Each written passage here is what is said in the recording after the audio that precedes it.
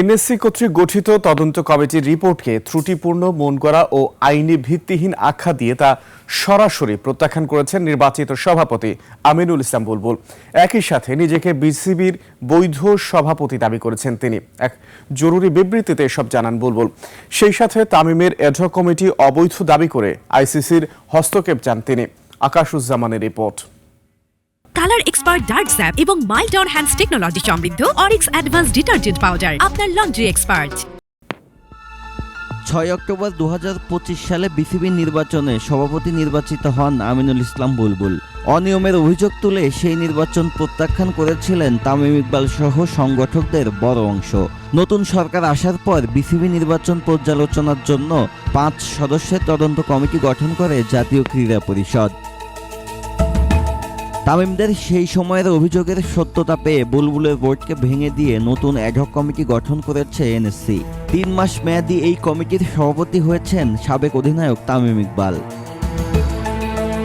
তবে জাতীয় ক্রীড়া পরিষদের তদন্ত কমিটির প্রতিবেদন প্রত্যাখ্যান করেছেন আমিনুল ইসলাম বুলবুল।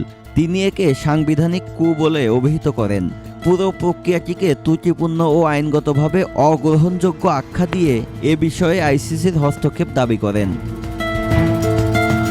বিসিবির বর্তমান পরিচালনা পর্ষদ ভেঙে দেওয়ার পরপরই এক প্রেস বিজ্ঞপ্তিতে এসব কথা বলেন আমিনুল। তিনি দাবি করেন এনএসসির দেয়া তদন্ত প্রতিবেদন আইনগতভাবে কোনো ভিত্তি রাখে না। 2025 সালের 6 অক্টোবর অনুষ্ঠিত বিসিবি নির্বাচন সম্পূর্ণ স্বচ্ছ ও বৈধ প্রক্রিয়ায় সম্পন্ন হয়েছে বলেও তিনি জানান। আমিনুল জানান, ওই নির্বাচন পরিচালনার জন্য বাংলাদেশ সুপ্রিম কোর্টের আইনজীবী অ্যাডভোকেট মোহাম্মদ হোসেনের নেতৃত্বে 3 সদস্যের একটি নির্বাচন কমিশন গঠন করা হয়েছিল।